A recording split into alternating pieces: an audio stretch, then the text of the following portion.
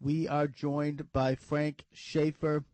He is an American author, a film director, a screenwriter, public speaker. He's the son of the late theologian and author Francis Schaeffer. He became a Hollywood film director and author, writing several internationally acclaimed novels depicting life in a strict evangelical household, including Portofino, Zermatt, and Saving Grandma. Frank, thanks for joining me this afternoon.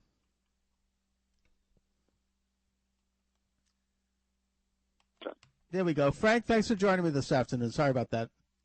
Hey, no problem. Thanks for having me on. You bet.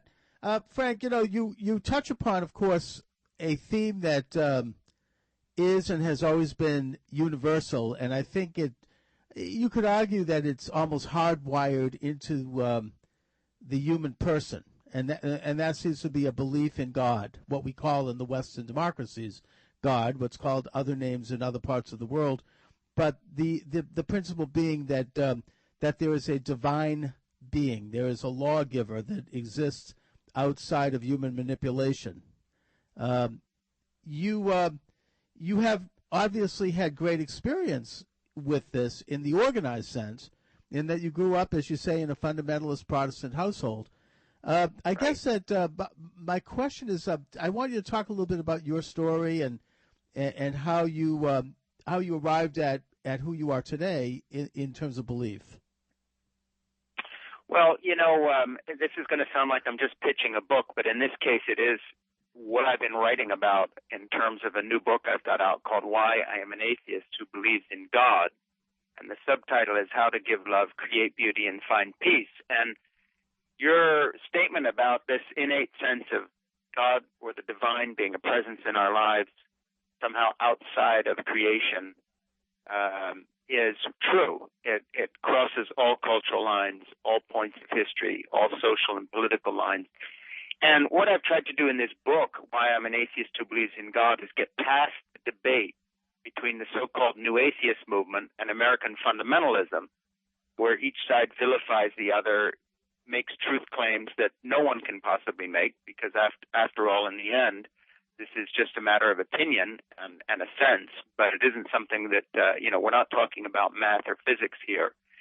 So in my book, what I try to do is get past the labels, and people say, well, how can you be an atheist who believes in God? And that's precisely the point. I'm saying, listen, these labels don't match reality. So what I talk about and try to express is something different. I talk about human stories in my own life, raising my grandchildren, being a father, being a husband, married to a girl I got pregnant when we were 17 and 18, 45 years ago, and now we've got 3 kids and 5 grandkids, and really try to put this question back in a human framework of storytelling. And so what the title, Why I'm an Atheist Who Believes in God, is about is really an anti-labeling title. We're all bigger than our labels. So you can have, for instance, an atheist who says there is no God, and yet that atheist will sometimes pray in the sense that they have that same longing for meaning, crying out when they suffer, desire to see their family and their loved ones prosper and do well. That's a fundamentalist Christian has.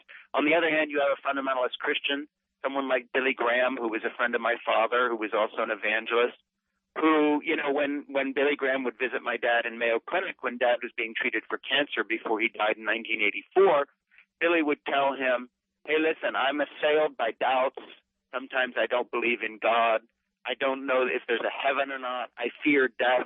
He was working through these things. There's nothing wrong with that. That just means he's a human being. That's not a criticism. So what I'm trying to do is get this discussion on another footing. And the way I put it in the book is this. Look, I'm a secular person. I believe in science. I believe in facts, math, physics, evolution, all the rest of it.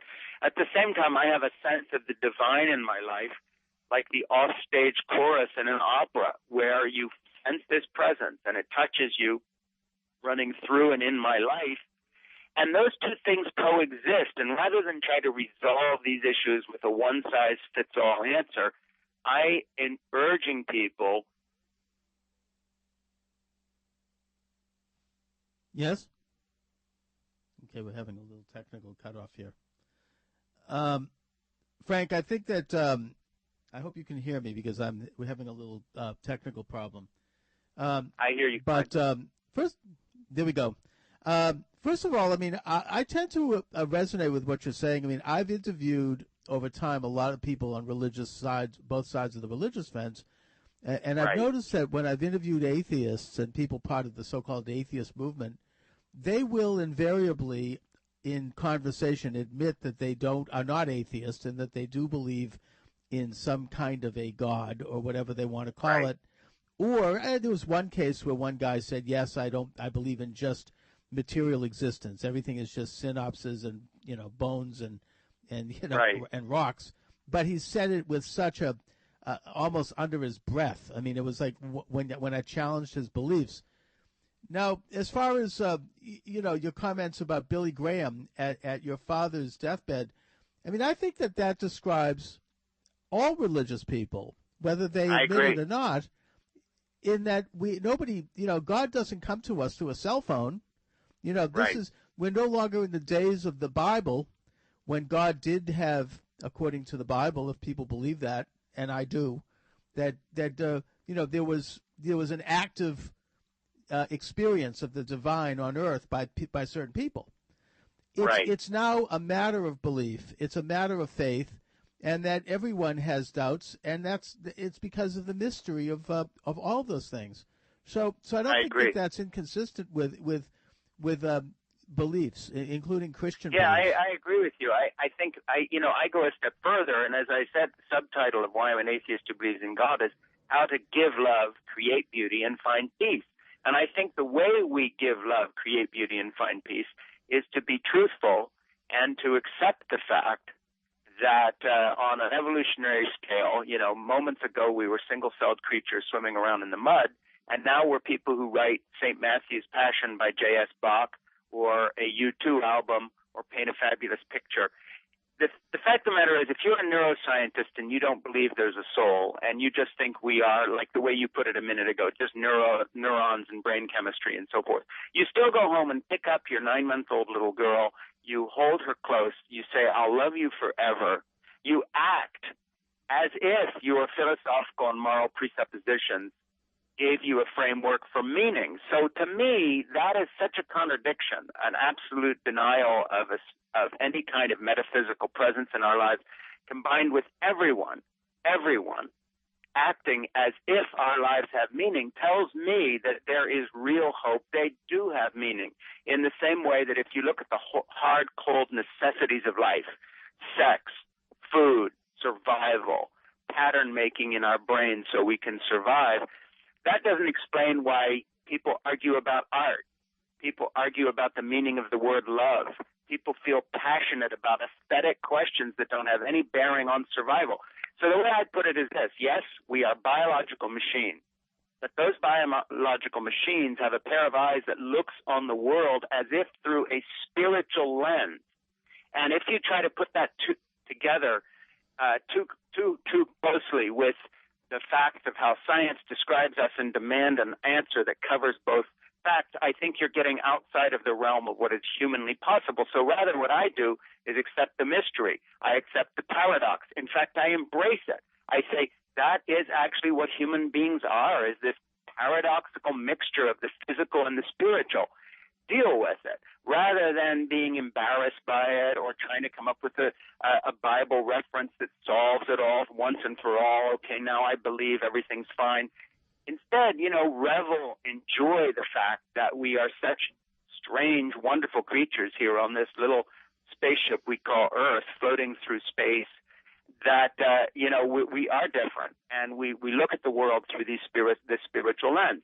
And that's really why I'm an atheist who believes in God is about. It's that discussion. I'm not claiming to have come up with the answer. I'm saying, hey, listen, if you want some peace in your life, deal with the fact that there are certain irresolvable things, and actually they're rather glorious. They make our lives very special. And that's Right. what the thrust of the book is.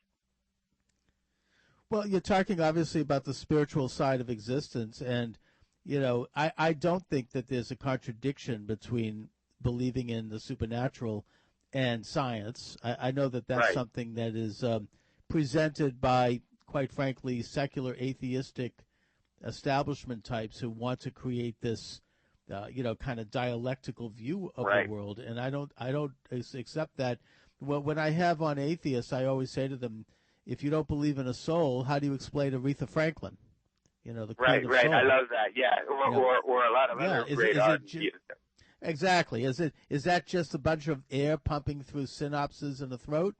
I mean, obviously there is something bigger going on there.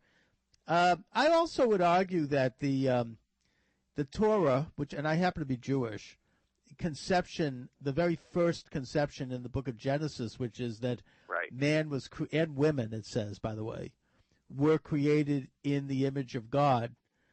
That established this idea, which is a biblical idea, that was carried on by Jefferson in the Declaration of Independence, which is that all men are created equal. All man is created equal. That we are not, that we are all ultimately equal in terms of having a soul, having a spiritual side, having basic rights to human dignity. But I would also argue that that particular point of view, which is biblical, it's not scientific in the sense that it can be proven with hard science, that contradicts the evolutionary view, which is that we are born unequal, that the evolutionary theory, which is a theory of breeding, contends that superior members of the species or the race, and Darwin did use the word race, breed with each other and give off and have a superior offspring, and eventually, umpteen million years later, whatever, out pops a new species. I mean, that's the theory of evolution in a nutshell, and that's the theory that was embraced both by Marx and by Hitler. So, I look at that, the political consequences of it. Yeah, and I think that's a justified observation. I think that there have been political consequences, and they have not been good in many, many, many, many instances. It's interesting you bring up the Torah because, I think one of the great gifts that Judaism gave all discussions of spirituality was this idea of arguing with your own book. One of my objections to fundamentalist Christianity is that they accept the Bible, the Old and New Testament, as if it was some sort of a magical Mormon-like golden tablet that came down.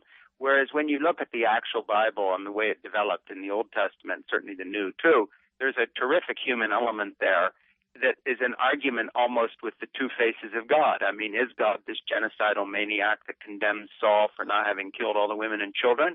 Or is he the God who says, welcome the stranger in your own land? And so what you see is a wonderful ambivalence that is almost, and I'm not trying to be cute here, like another version of a book called, I'm not making a comparison, but it's like the ambivalence of my title, Why I'm an Atheist Who Believes in God. You could say the same thing about the Bible. Why have you got this monstrous God being argued with by other prophets who are saying, no, no, no, it's all about justice and the stranger in your land? And so I think that just... characterization of Judaism, and that is that Judaism, conventional Judaism, does believe that the Torah is the Word of God. It does believe that the Torah is true, that it was handed by God to Moses at Mount Sinai and witnessed by the children of Israel, and that it's ineffable, it is beyond changeable. Now, having said that, Judaism is different than fundamentalist Christianity, and in a way similar to Catholicism, in that we have developed a Talmud, we've developed a codex for that Talmud, and that these were written by qualified, very devout rabbis who were absolutely adhering to the word of the Torah, but who developed I guess you might say, a way to understand the Torah that would bring it to practice, that would show, they would teach how to read the Torah. We don't read the Torah as a fundamentalist might read the Old Testament, that, that every word is what it means. I mean, first of all, the English translations of the Torah in the King James Version of the Bible, there are a lot of mistakes. If you look at the Hebrew, there are some different meanings. Like, for example, when the St. James Bible says that homosexuality is an abomination, the word abomination is not accurately translated. What it means, if you look at the Hebrew, it says that homosexuality is a to'eva, which means that it is unholy or unwholesome, which is the English translation of that also, and that it is a moving away from holiness. It's a moving away from acting in a way that emulates the Creator and what the Creator has in mind.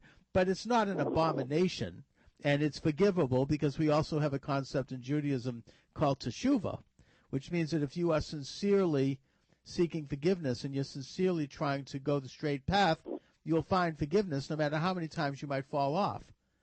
Right. So, there are different translations, and I would argue that to really understand the Bible of the Old Testament, you have to study the Talmud, and you have to consult with authorized Torah true rabbis who who study Maimonides and some of the other codexes that explain the Bible. And of course, biblical tradition, Jewish tradition, indicates that these works are also divine, not quite at the level of the Torah itself, but they are divinely inspired. So that's the only issue I take with you on that. Well, hey, and there's nothing in there that would bother me at all. And I would just say what is good about all this is just the idea that not only are people allowed to discuss these things and try to find the essence of the meaning there, but there's a difference between saying the essence of the meaning is from God and saying an individual human being can grasp that essence with some perfection just because they have quote-unquote correct theology. And I think, correct me if I'm wrong, the emphasis in the teaching of historic Christianity when it comes to the teaching of Christ and when it comes to the teaching of the Torah in this one area is the same, and correct me if you don't agree, that the real test is the action of the person who says that they are trying to follow this, not some theoretical adherence.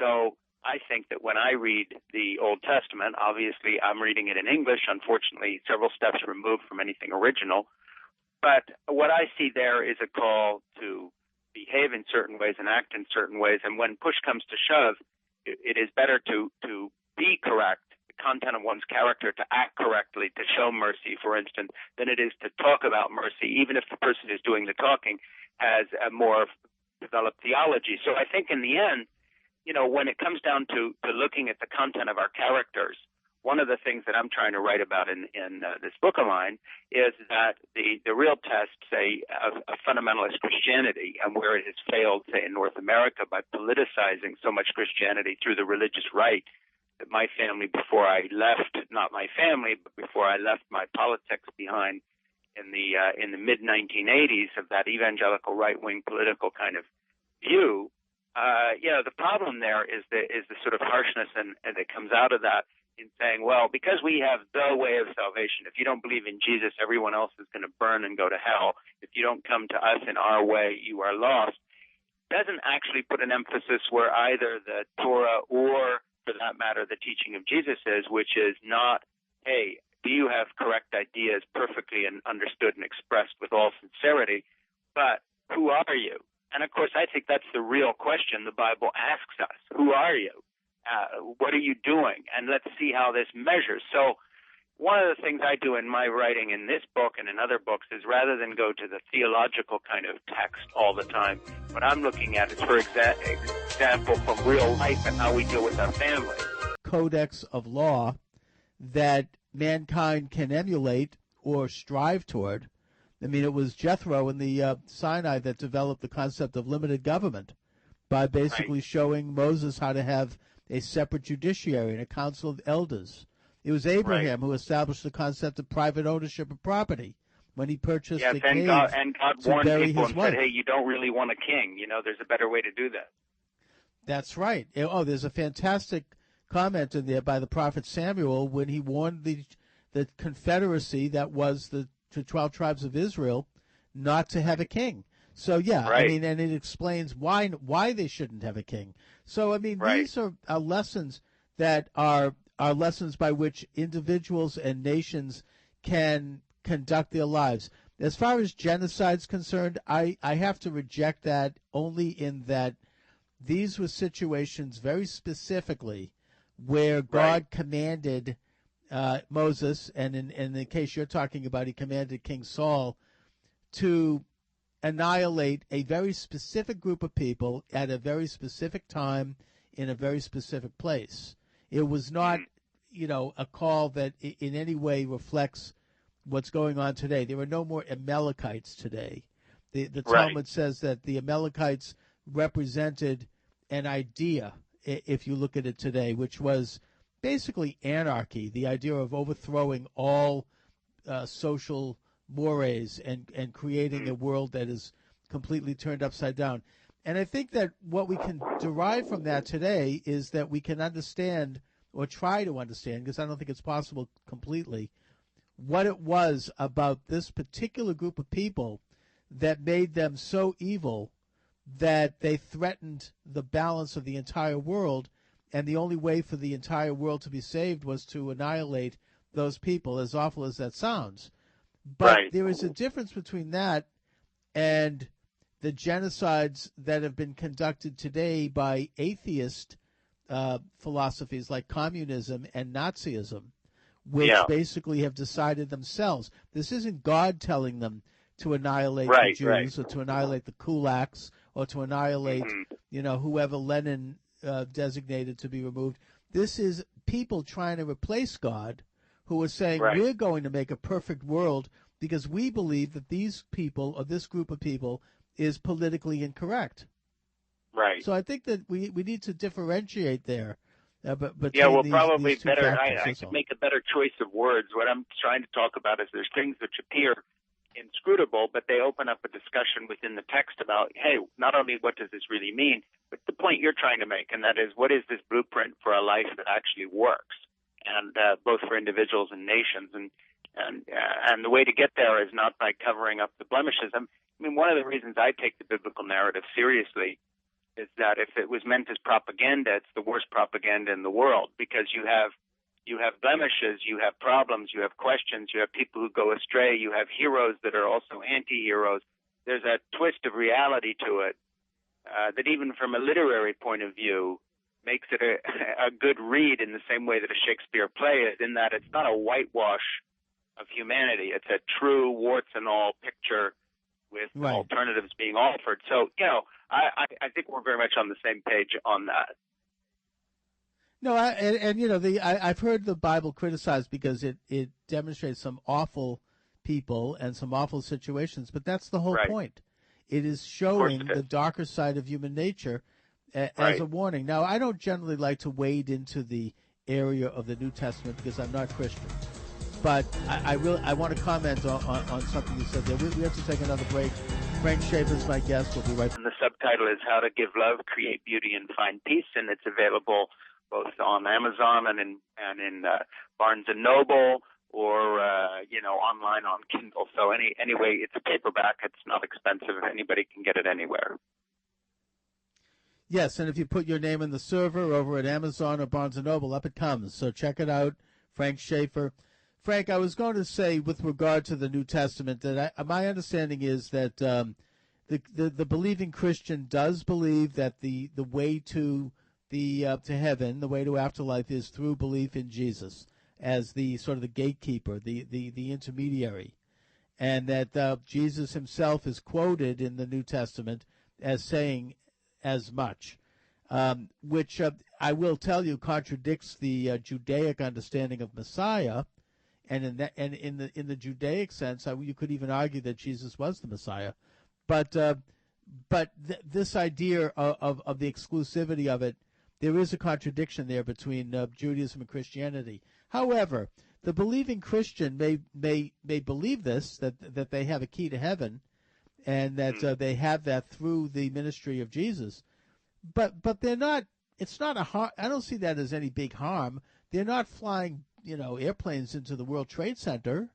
I mean, Christianity is a private religion. I mean, Rome became Christian because of proselytizing by St. Paul. I mean, people embraced Christianity. I mean, there are exceptions in history where you had specific Christian kings try to forcibly convert people. I mean, that's true. But for the most part, and in terms of theologically, Christianity is a personal relationship between the believer and Christ. It's not something that can be forced on people by governments or by anyone else. So I think that to me makes the idea, the exclusivity of Christianity as the gateway to heaven, I'm not bothered by that. And I think that everyone has that belief. You and I have that belief in that we believe that what we believe speaks. Thank you very much. And Frank Schaeffer is my guest. Frank, sorry about the interruption there. Please continue with your thought.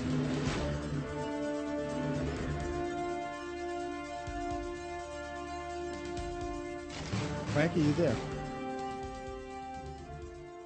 Okay, we're back. Frank Schaeffer is my guest.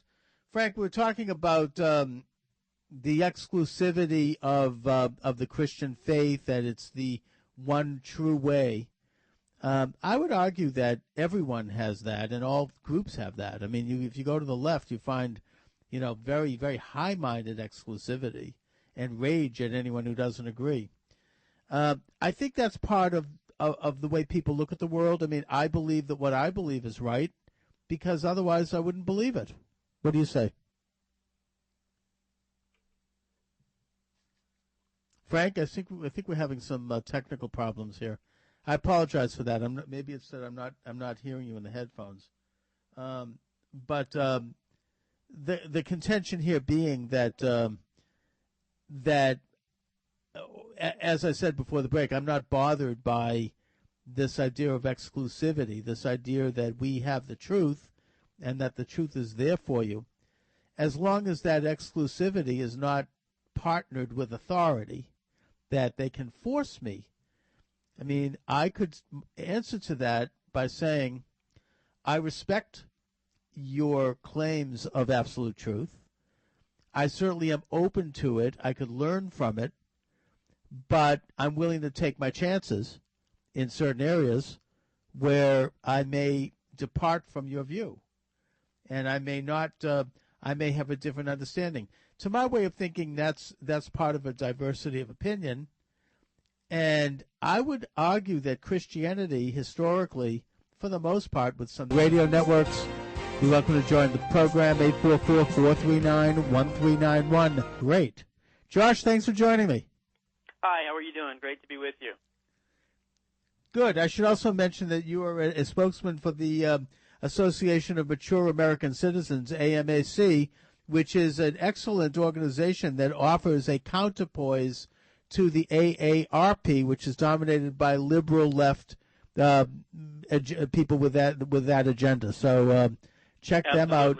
Josh, you've written an article essentially pointing out that that Obama trade gives foreign companies unfair advantage over American business. Now, first of all, talk about how that happens, and secondly, is this a conscious effort on the part of the Obama administration to offer unfair advantages to foreign businesses? Well, I don't know necessarily if that is the case, but I believe that it is certainly part of the final 2 years of the fundamental transformation of America. Now, going back to his State of the Union address, in around the 26th minute, he said, "That's why I'm asking Congress to give me trade promotion authority so that I can level the playing field and be more competitive," or something to that nature. Now, 99% of Americans probably didn't even hear it, and if they did hear it, they had no idea what he was actually talking about. And what he is talking about is what's known as the Trans-Pacific Partnership. This is a trade agreement that, by the way, is not being negotiated as a straight trade treaty, which would need 2/3 of the Senate to ratify to become legislation or a law. He's actually doing it instead as a 51-vote majority legislation, which only needs an up and down vote and 51 votes to clear and to pass. If that wasn't bad enough, he's also doing this in secrecy. So, in other words, the negotiations, Congress does not have access to the text, does not have access to what's going on in these negotiations. The U.S. negotiators that are doing the negotiations have forbidden Congress from being part of it. So it's really one of those things that once the negotiators are done, it's going to be, we've got to pass it to find out what's in it. And that's why Curtis Ellis, who I had the opportunity to interview a few weeks ago, has rightfully named this Obama trade. And for people that want to know more about this, they just need to go to www.obamatrade.com. But let me also say that this is not a right issue either. This is a left issue as well. Well, so we're talking about the TPP, the Trans-Pacific Partnership, and Yes. The fact that it's being negotiated in secret by, I suppose, representatives of the Obama administration and foreign leaders. What you're saying here then, and this is really quite extraordinary, is that when Congress gets to vote on it, and as you say, it's going to be an up or down vote as opposed to the traditional two-thirds, right, they're not going to have an opportunity to read it first?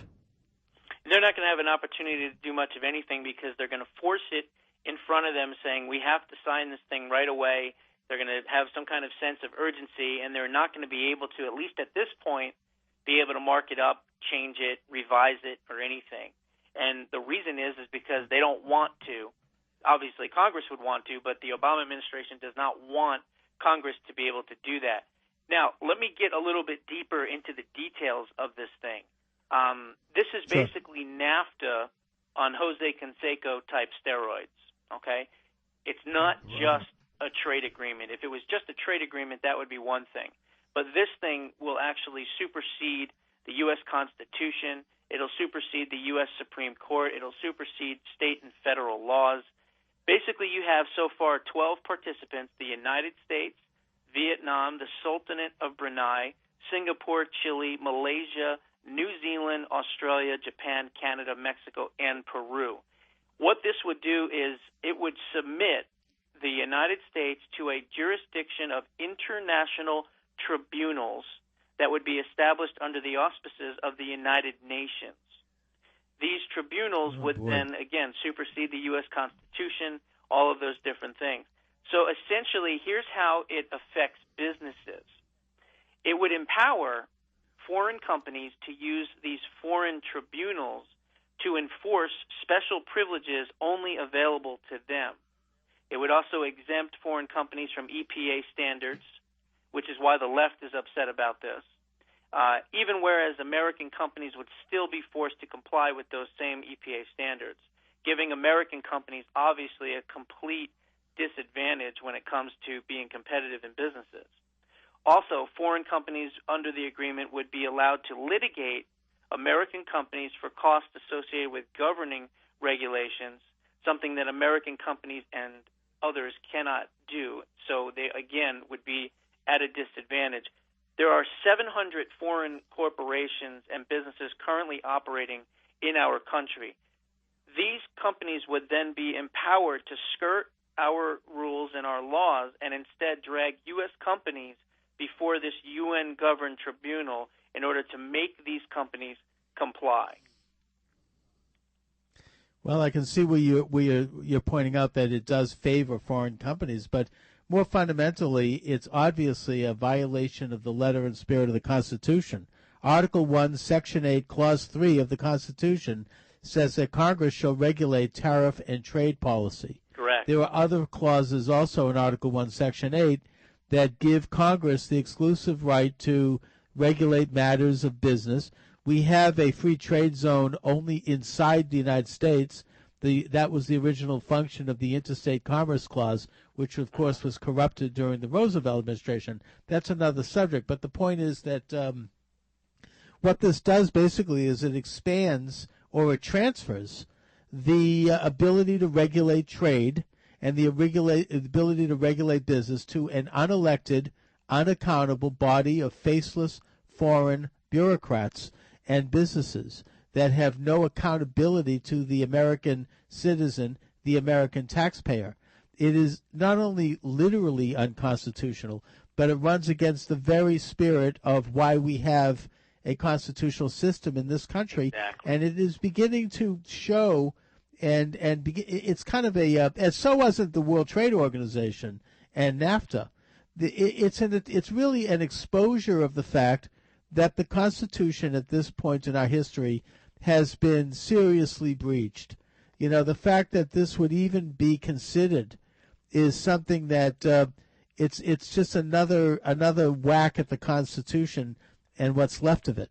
And it's going to, as you say, Josh, you've done a really good job of studying it, and you're doing a great job of bringing this out, and I hope you get it out there to as many people as possible. But what this is going to mean in a practical sense, as you say, is that foreign corporations are going to have an advantage over domestic companies in this country. They're going to be able to, without any regulation stopping them, trade and transfer their capital overseas without any tariff, without any penalty. They're going to be able to be held to a different standard. I mean, we can assume, for the sake of argument, that American environmental standards, the FDA standards for the Food and Drug Administration, which goes back to the Teddy Roosevelt administration, these are all standards that are going to continue to apply to domestic companies, but not to these foreign companies who are going to be conducting business inside the United States.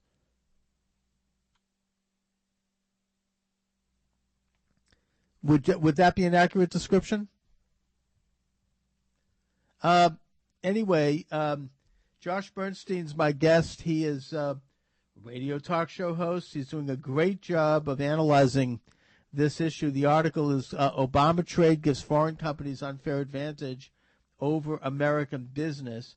And it's available for your reading on the website Obama Trade, which is at obamatrade.com. And you got to check this out. I mean, this is something, this TPP is at least as bad as he says. It's like World Trade Organization, the WTO, on steroids. And, of course, that treaty, the GATT treaty, which created the WTO, which was the third, leg on the stool of the Bretton Woods Conference of 1944, which created the World Bank and the International Monetary Fund, that was supported by both Republicans and Democrats. It was supported by former President George H.W. Bush and signed into law by President Bill Clinton. It received bipartisan support in Congress, and the opponents to it was an interesting kind of a coalition of people on the left and people on the right who came at the issue perhaps for different reasons, but who nevertheless were there with it. I mean, they understood that this was not a surrender, an abrogation of American constitutional prerogative by our elected officials to this group of foreign bureaucrats, this unelected group. And, that's basically, we're dealing with a frittering away of our freedoms. Josh, are you there? All right, Josh has dropped off. We're having some phone issues today. This is a matter that gets beyond the proper functioning of the Constitution. That's not to say that we shouldn't have free trade. I think that we certainly should and ought to enter into trade agreements with foreign countries that lower tariffs in some cases and that create even a most favored nation status in some cases. But those treaties traditionally have had, number one, they've had escape clauses like any good contract. And number two, they were arrived at by Congress and the president and the foreign government. Not what we're talking about here with the TPP, which essentially is a system by which those decisions are going to be made by organizations and people other than Congress. So, that to me should be a red flag for any and all Americans, regardless of whether you're politically on the left or the right. I think that we all care about, I would hope, the importance of maintaining the infrastructure and the exercise of sovereign government. That we still value that concept as something that's virtuous because we value the same concept in our own lives. We want to retain the ability to control as much as we can of the conduct of our own lives and of our own destinies. And the national government, our national system, in the theoretical sense, is supposed to reflect that. Whether or not it's reflecting that in reality, well, when you take a look at this so-called Obama trade, you have to conclude that it hasn't. Co-host, spokesman for the AMAC, which is Association of Mature American Citizens. It's a good alternative for people over 55 who want to go with a conservative alternative to the AARP, which is a lobbyist for liberal causes. They have a lobbying firm in Washington. They support openly and endorse liberal and Democratic candidates for office, both president and in Congress.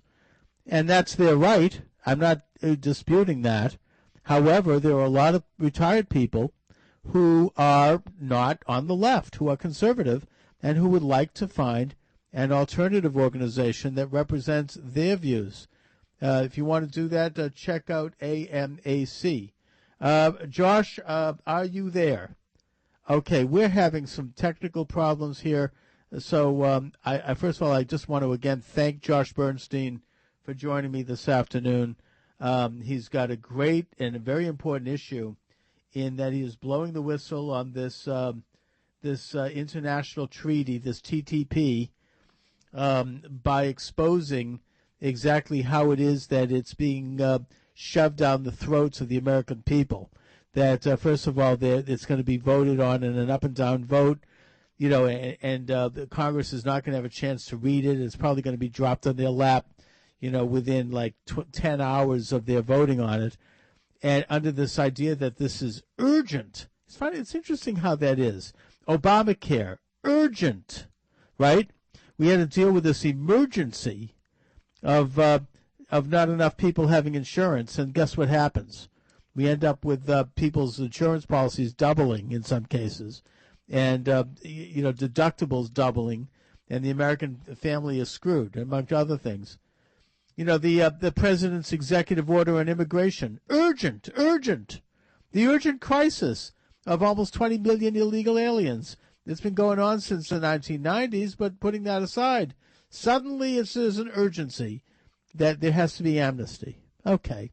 So we now have this new urgency of signing a trade agreement with Vietnam. Let's see. Mitt Romney at 11 o'clock today was scheduled to have a press conference where he was going to announce his potential presidential ambitions. It looks like the news has come through in that Mitt Romney will not be running for president this year. This is Associated Press. It says here, former GOP nominee Romney will not run for president in 2016. After a 3-week flirtation with another run for president, Mitt Romney said definitively on Friday, that is today, that he will not seek the White House in 2016. The Republican Party's 2012 nominee plans to tell supporters about his plans to pass on another national campaign during a conference call. He first let his staff know in a separate call that he was out of the race. After putting considerable thought into making another run for president, I've decided it is best to give other leaders in the party the opportunity to become our next nominee, Romney said in a statement which he planned to read to supporters on the call.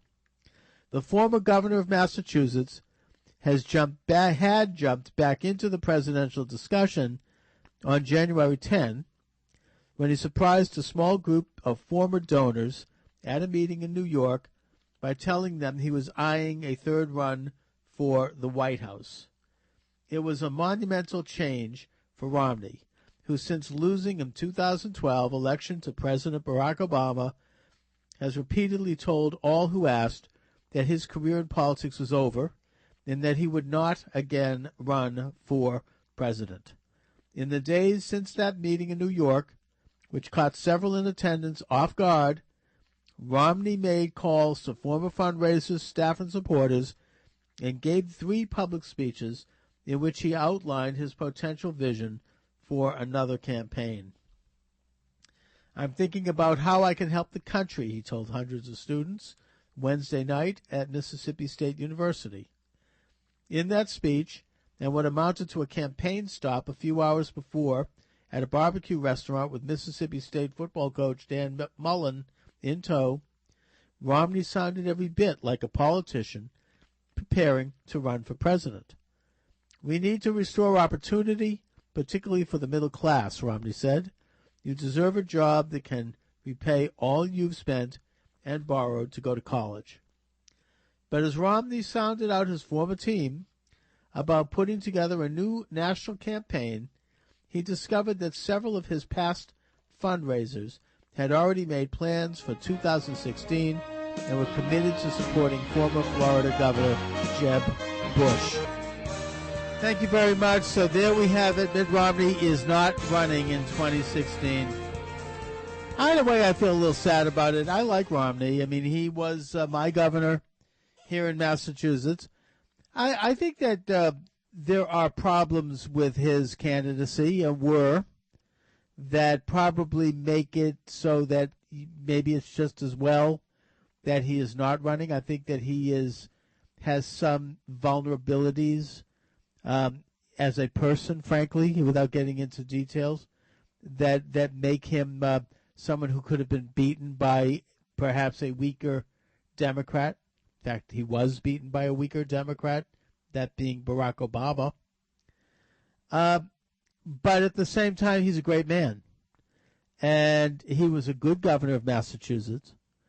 And I certainly think he would have been a great president had he been elected in 2012. This country would have been greatly improved by his leadership. And it's sad to me. It was a terribly missed opportunity that Romney was not elected. I know that you get some mugwump strategists on the conservative side who think it's good that he wasn't elected because that way conservatism and all that nonsense. I mean, the fact is, for somebody who cares about the welfare of this country and that transcends these sort of horse race discussions, Mitt Romney would have been a very, very good person to have in the White House right now. And this country is weaker and is poorer for having not elected him. It was a missed opportunity. But here we have it. He is not running. So that's that. He's out. Although he did get a dig in at Jeb Bush on the way out. It says here, National Journal will not run in 2012. Mitt Romney has officially announced that he will not be running for president. After putting consideration through making another run, I've decided it best to give our party the opportunity to become other leaders the opportunity to become the next nominee. Romney says it's unlikely he'll change his mind, and he will tell supporters that he is not organizing a PAC, taking donations, or hiring a campaign team. The news of his was first reported on Hugh Hewitt's radio show.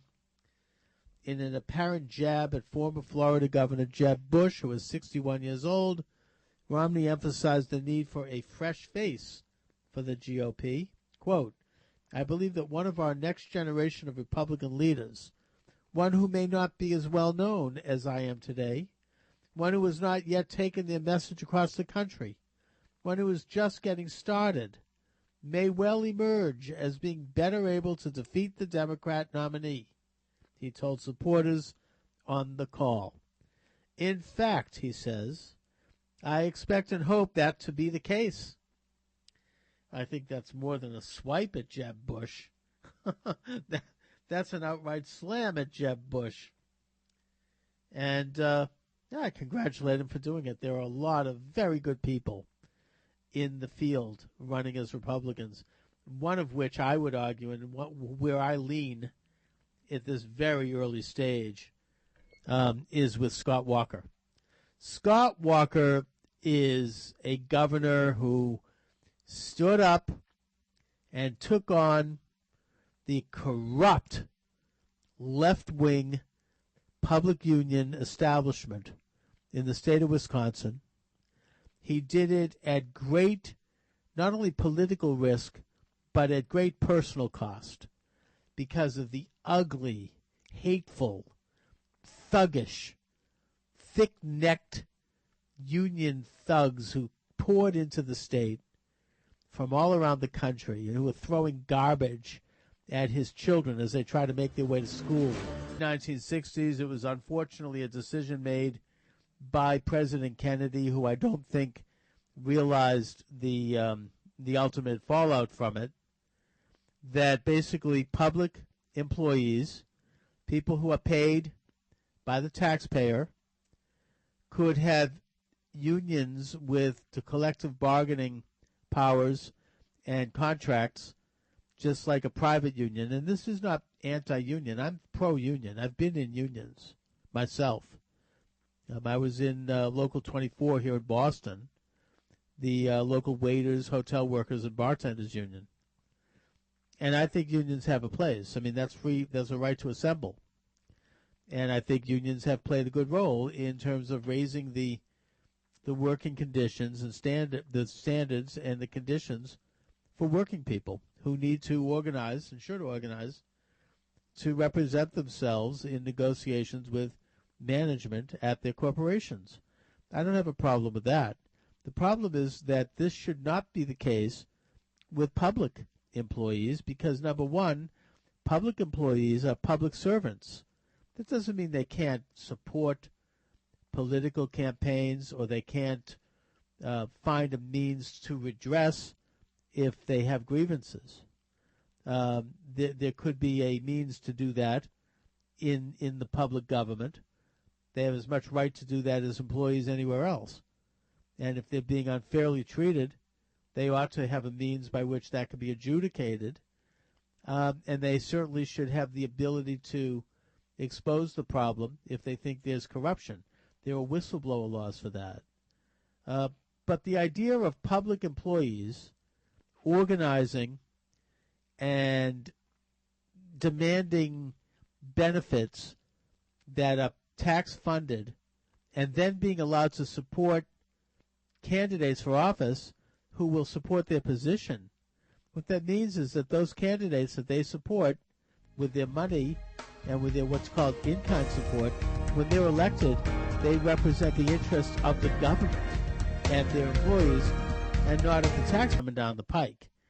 What I mean is that there's this article that says open jihad declared in Egypt following State Department meeting with Muslim Brotherhood-aligned leaders. First of all, why is our State Department meeting Muslim Brotherhood leaders? That's a big question.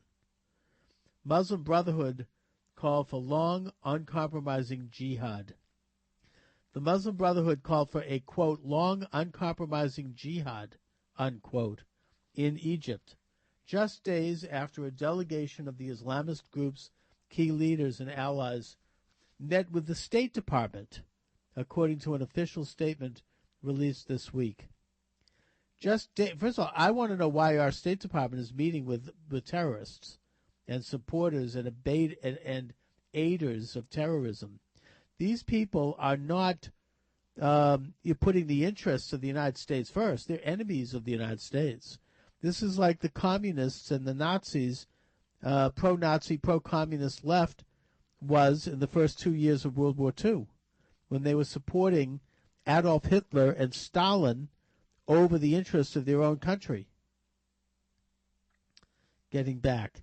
Just days after the delegation that included two top Brotherhood leaders was hosted at the State Department, the organization released an official statement calling on its supporters to, quote, prepare, unquote, for jihad, according to an independent translation of the statement first posted on Tuesday. Probably they said this in Arabic.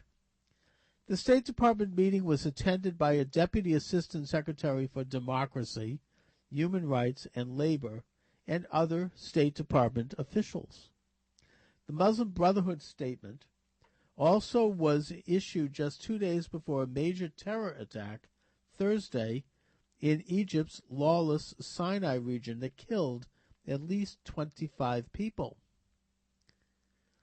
It is incumbent upon everyone to be aware that we are in the process of a new phase Will we summon what is latent in our strength? Will we recall the meanings of jihad and prepare ourselves for our wives, our sons, our daughters, and whoever marched on our path to a long, uncompromising jihad? And during this stage, we ask for martyrdom, it states. In other words, they are openly and unabashedly declaring war. Why are they fighting? I mean, why would Muslims and Arabs be fighting any wars?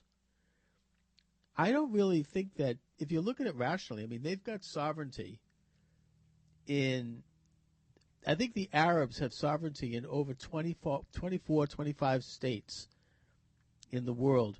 These are vast states, many of them oil-rich, like Saudi Arabia, resource-rich.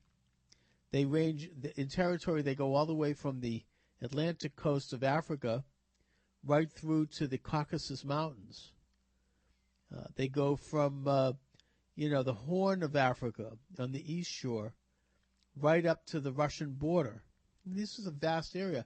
And that doubles if you include non-Arab Muslim states like Iran and Indonesia and Afghanistan and Pakistan. These are vast countries with hundreds of millions of people. So what are they fighting for? Who are they fighting? Do they not have rights in the Western democracies? I think they do. Certainly in the United States, Muslims have enjoyed the same rights as any other citizens. I think in Western Europe they have too. They've got, I mean, it was interesting, some of the apologists who came out after the Charlie Hebdo attack, they're like, well, these people are poor. Really? I think that they're all on welfare in France. We're talking about millions of people supported by productive members of French society. What more do they want? Do they want an expansion of welfare? More welfare? So why are they at war? Anyway, getting back here, it is incumbent upon, preparation for jihad is a key theme of the Brotherhood's latest call. An image posted with the statement shows two crossing swords and the word prepare between them. We'll be right back.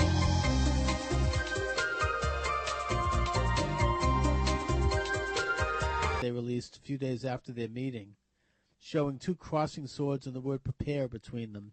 Below the sword it reads, the voice of truth, strength, and freedom, according to the freedom. Yeah, there's a good one. According to the statement, that is the motto of the Dawah of the Muslim Brotherhood. The statement also invokes the well-known Muslim cleric Imam al-Banna, who founded the Brotherhood and has been called for the death of the Jews.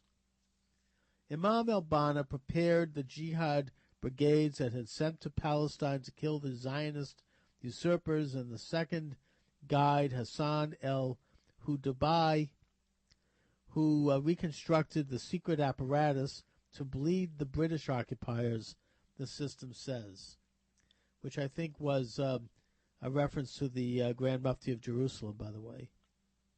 Hudaybi, yeah, that must be Husseini.